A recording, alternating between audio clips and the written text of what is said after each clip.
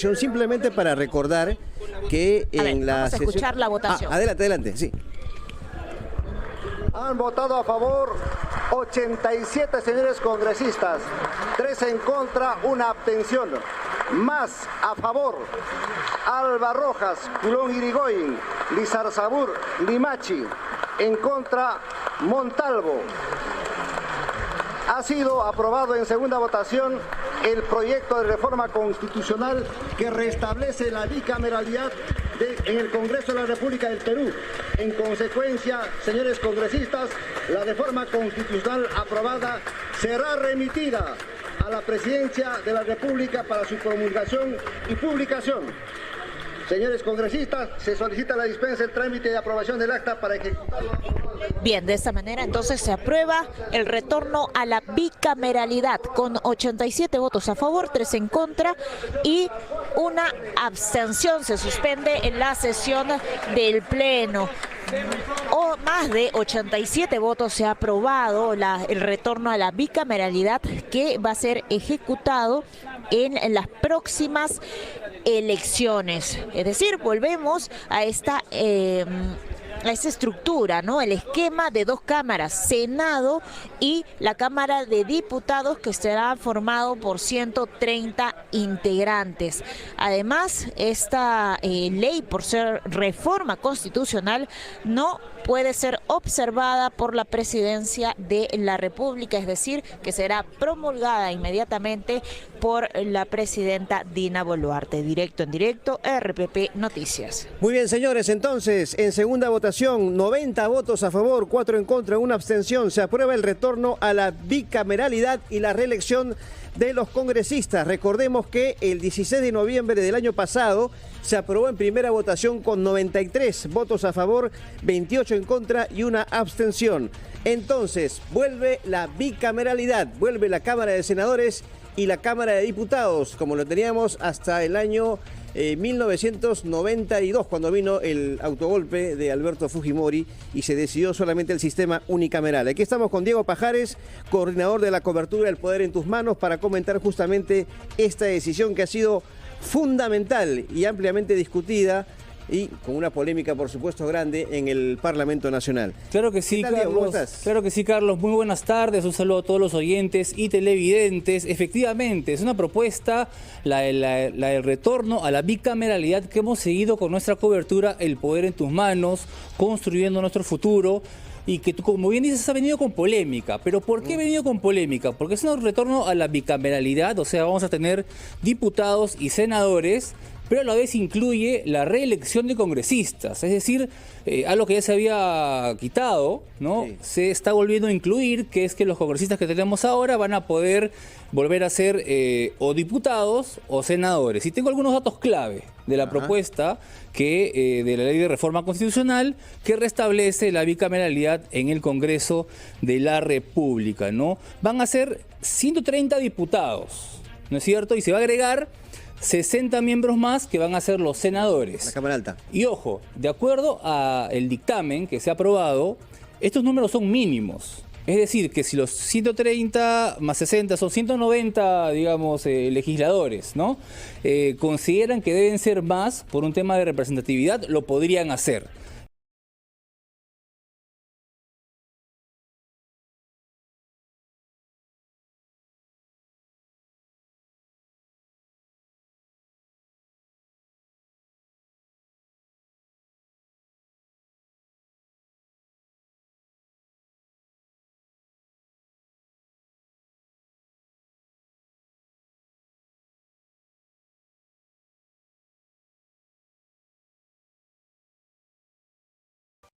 En tercer lugar, se propuso prohibir la reelección inmediata de congresistas, a través de la incorporación del literal A en el artículo 90.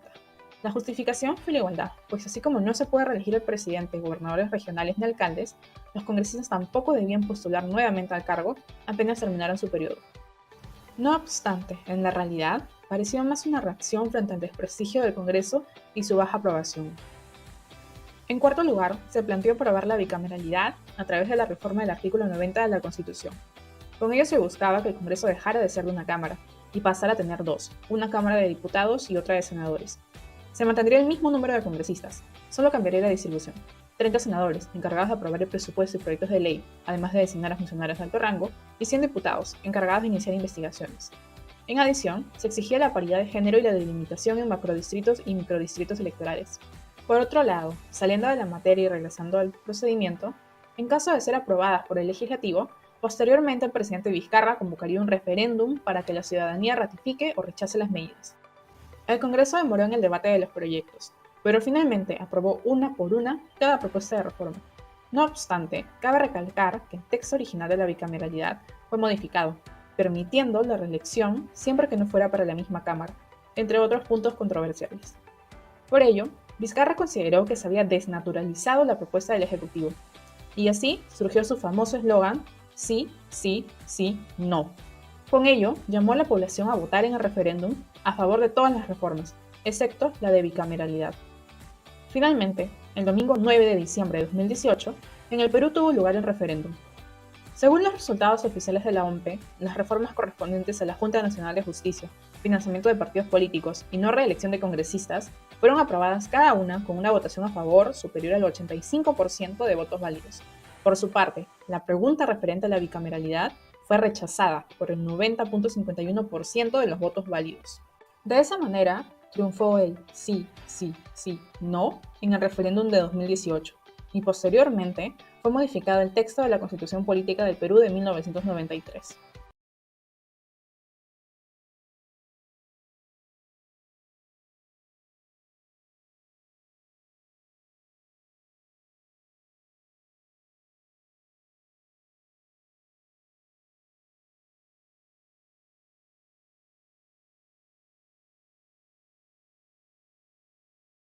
Es importante que la Fiscalía entre a tallar, porque como vamos a ver, la Comisión de Ética del Congreso suele pasar por agua tibia estos casos. Y acabamos de ver en el caso de la congresista Agüero cómo, tal como narra la principal testigo, 10% de los haberes. Y hemos visto cómo calza en muchos casos, cuando recibían una cantidad mensual, ese 10% se trasladaba a Hernán, en este caso César de la Cruz. Y César de la Cruz, que dice que son devoluciones de préstamos, tendrá que hablar también ante la Fiscalía. Pero rápidamente, la Unidad de Investigación de Latina Noticias ha presentado varios casos de mochasueldos a lo largo del último año.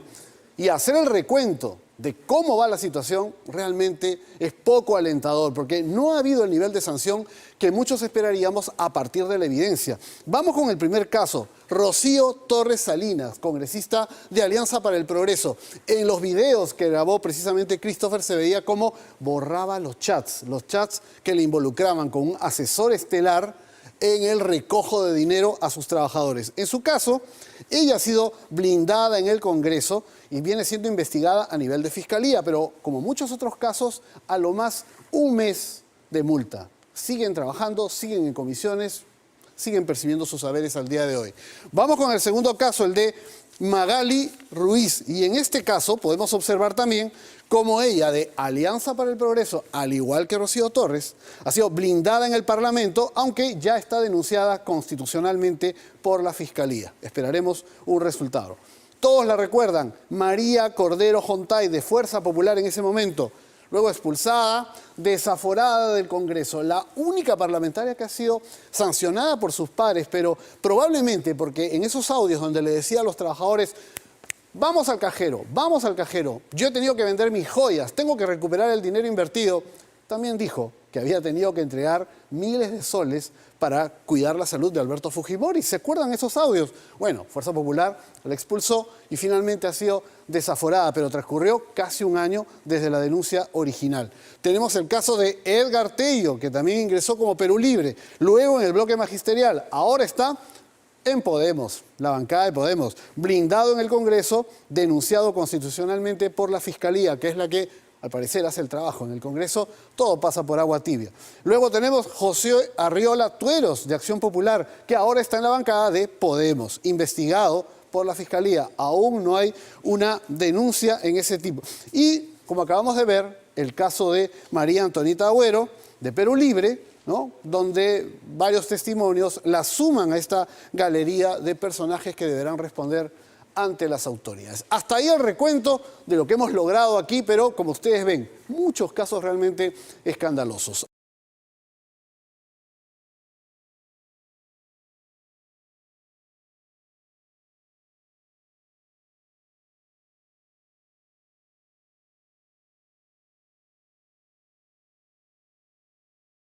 Iniciábamos justamente esta segunda rotativa detallándoles brevemente lo que se ha revelado a través de un informe periodístico con el aumento de el dinero destinado a la función congresal, por supuesto en el Parlamento de la República, y que lo aprobó la mesa directiva. Así que conversamos de ello con José Chevasco, ex oficial mayor del Congreso. Buenas tardes, bienvenido. Joana, Carlos, muy buenas tardes. ¿Cómo Buenas están? tardes. Buenas tardes. Congresista, perdón, señor Chevasco, mil disculpas.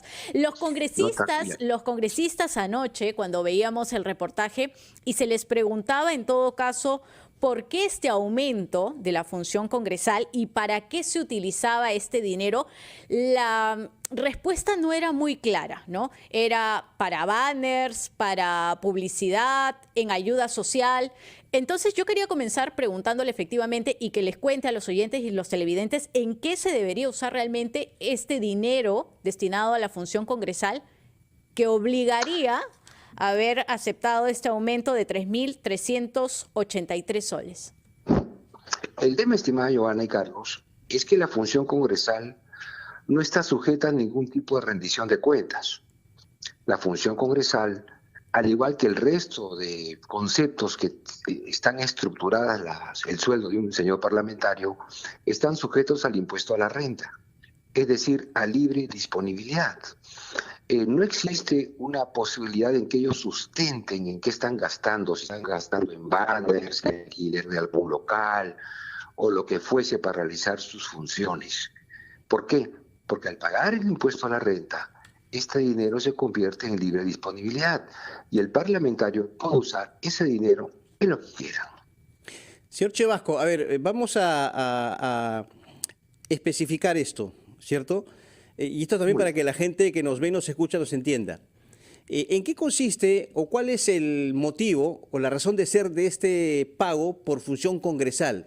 ¿Y cuáles son todos los conceptos que recibe un congresista, además de su sueldo, obviamente, que sí es pensionable? Empiezo por la última parte. Tienen su remuneración, 15.000 y pico de soles, como cualquier persona, o trabajador, mejor dicho. ¿Qué es el bruto? Luego tienen sí, el bruto. Estoy hablando en bruto, sin aplicar el impuesto a la renta ni el resto de impuestos en lo que concierne a remuneración. 15.600. El segundo concepto, 15.000 y pico soles, algo más de 15.000 soles. Luego tienen la función congresal. Este concepto, que es muy antiguo en la estructura remunerativa del Congreso, se crea justamente para poderle darle una asignación adicional por las funciones que ellos realizan. Y se le denominó función congresal con el propósito de tener un concepto adicional a la remuneración que ya se tenía. Luego tenemos el gasto por la semana de representación, que son 4.000 soles, me parece, 4.000 y algo en forma líquida. Estos 4.000 soles se les otorgaba para que realicen gastos durante la semana de representación. Antiguamente, este último concepto tenía que sustentarse con facturas o boletas de pago.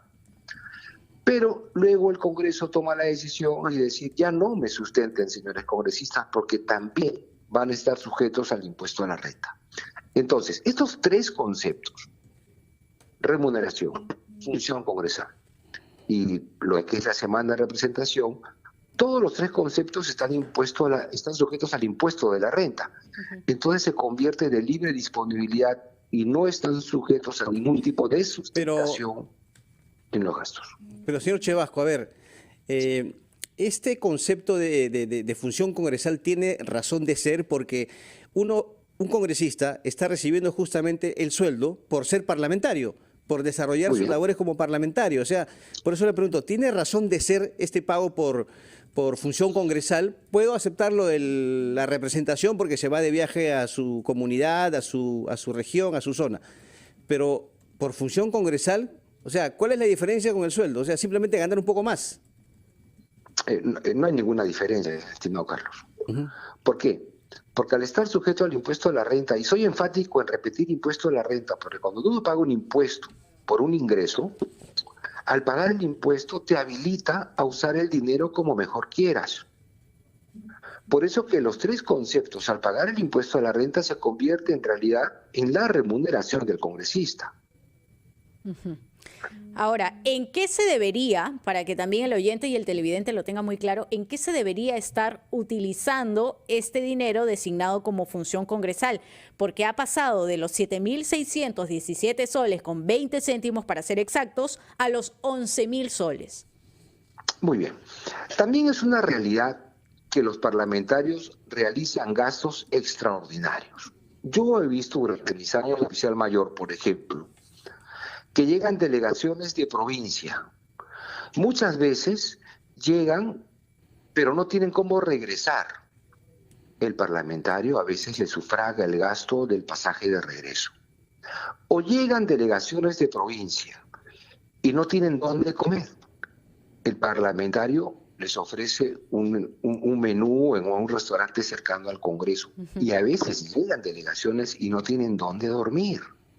Y también el parlamentario gasta para que pernote en la capital. Hay diversos gastos que el congresista realiza de las personas que vienen de provincia, y esto es cotidiano. Y le haría mucho bien a los congresistas publicar este tipo de ayudas para que sepan cómo se están gastando los recursos que tienen. Pero Dígame. no hay ni siquiera, digamos, un reporte, un informe hacia la bancada, es decir, de manera interna. En algún lugar tiene que quedar el registro de cómo se utiliza el dinero. El único informe por el cual los parlamentarios están obligados a rendir es respecto a sus actividades en la semana de representación. El informe se entrega a la presidencia del Congreso y a su vez se incorpora en la agenda del Consejo Directivo para la toma de conocimientos y enseguida se publica en el portal del Congreso. Es el único informe por los cuales ellos están obligados. Pero eso no los inhibe de que tengan como una cultura de la transparencia, informar periódicamente sobre esas ayudas que ellos realizan a los ciudadanos. Es decir, dependería ya de la buena voluntad de cada parlamentario. Exacto, sí, de lo que ellos crean conveniente, pero quería completar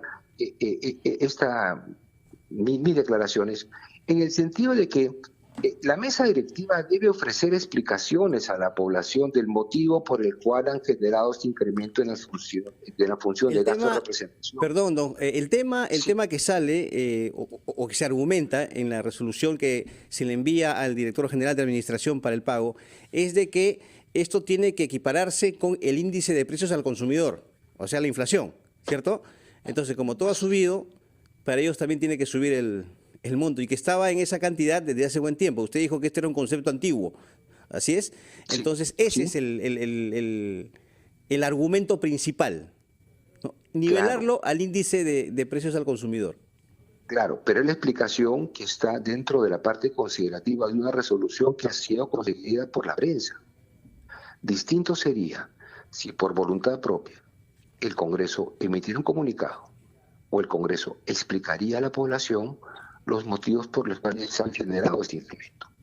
Tanto es así, estimado Carlos y Joana, de que cuando he visto en la televisión, en el reportaje de ustedes, le preguntan a los propios parlamentarios, ellos inclusive no tienen hasta conocimiento de lo que ha sucedido.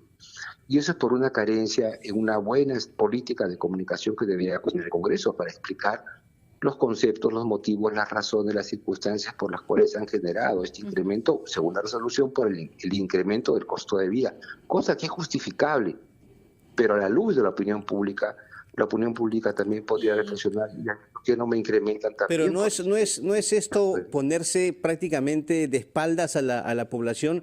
Hay mucha gente que trabaja más de 8 horas, casi todo el día, y perciben sueldos mínimos, muchos por debajo de ese nivel, sueldos que no les alcanzan para el mes. Estamos en una etapa de recesión, entonces, ¿no cree usted que esto es simplemente no fijarse en lo que está pasando en el Perú? Coincidimos, Carlos. Creo que el Congreso no puede estar de espaldas a una realidad. Ya estamos sufriendo las consecuencias del incremento del gasto público. Estamos mal catalogados en los mercados financieros internacionales. Se conoce de aprobación de leyes que también van generando gastos públicos. Entonces es contraproducente ese tipo de medidas. Quizás no sea el momento adecuado, pero súmale a ello que no sea el momento adecuado y que la gente especule el motivo y rechace ese motivo. Por eso que es conveniente que alguien lo explique, que alguien ponga la cara y diga cómo son las cosas.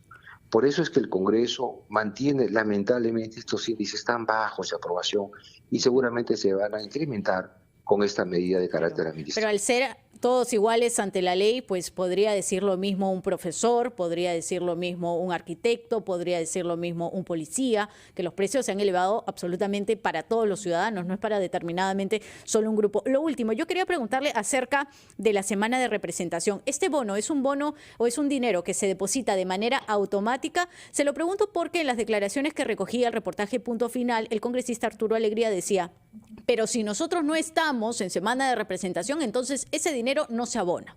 ¿Es así, efectivamente? Es verdad, pero el incremento en el concepto no ha sido a la semana de representación. Claro, no ha sido, pero van sumando, digamos, montos, y cuando uno escucha todo el dinero que puede recibir un parlamentario, la cifra excede de los 20.000 soles. Claro, por eso que la respuesta, señora Alegría, ha sido la correcta, claro. Cuando uno no va a la semana de representación, no le depositan el dinero, es correcto. Pero no estamos hablando en este momento del monto de semana de representación. Estamos hablando en este momento de la función congresal, que es depositada todos los meses a todos los congresistas y también a los parlamentarios andinos. Muy bien, don José Chevasco, ex oficial mayor del Congreso, muchas gracias por su participación en la rotativa del aire. Bueno, a ver, gracias. Saquemos cuentas, Joana, 15.600, que es el sueldo de un parlamentario, ¿cierto? Más los 11.000 ahora, a partir de la próxima legislatura, que es función congresal. Sumamos 26.600, sacaría cada parlamentario. Obviamente el sueldo con los descuentos de ley, ¿no? 26.600.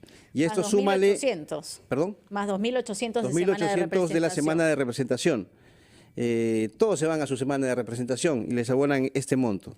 Ya ahí tienes casi 29.000 soles que saca un congresista mensual. Y esto consideren las gratificaciones de julio y de diciembre. Entonces, la verdad que, como bien decía don José Chevasco, esto es ponerse de espaldas a lo que vive el país, un país en recesión realmente, y en eso lamentablemente sí están de acuerdo los congresistas, en favorecerse a sí mismos. 1 de la tarde.